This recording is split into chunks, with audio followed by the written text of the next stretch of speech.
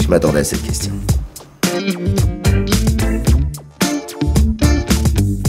Écoutez, c'est assez indiscret, je suis toujours un petit peu gêné en parlant de ça parce que je peux pas vous le cacher, j'ai bien connu sa maman.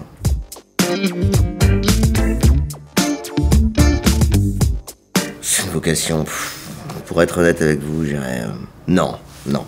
J'ai d'ailleurs longtemps cru être moi-même atteint de validité, et puis non, non.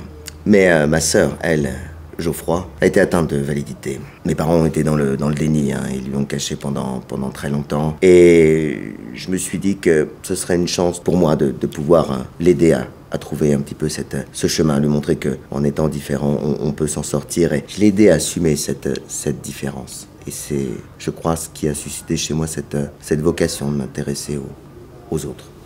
Voilà. En toute humilité.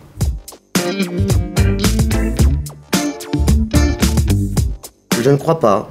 Je crois que chez Ada, quelque part, il y a un petit peu ce sentiment de culpabilité. Je pense que, quelque part, il trouve ce sentiment de se racheter, d'avoir eu cette chance de ne pas n'être valide.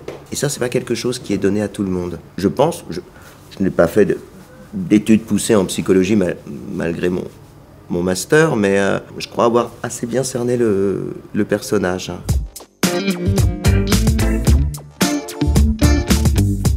Oh, je crois qu'au fond, il n'y a pas de jugement déjà de valeur à avoir, il n'y a pas de valide compliqué, de valide facile. Je pense que globalement, il y a d'abord des êtres humains, avant tout. Et je crois que c'est la leçon qu'on peut en tirer à travers mes 15 petites années d'expérience dans la matière. J'ai envie de dire, encore une fois, en toute humilité, chacun doit trouver un petit peu son plan incliné vers la résilience et l'acceptation de soi.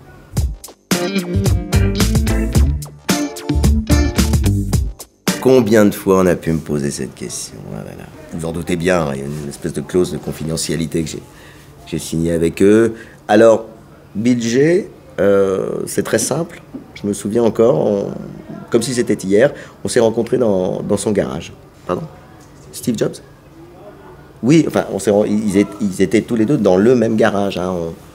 Moi, je suis arrivé, je venais changer mes plaquettes et problème de voiture, ça arrive à tout le monde. Emmanuel M, bon, bah écoutez, alors là, j'ai envie de vous dire, bon, je ne juge pas, là encore. Hein, à l'époque, il voulait devenir maire de Monaco. Je l'ai un petit peu conseillé, je l'ai un petit peu aiguillé. Qu'est-ce qu'il est devenu depuis?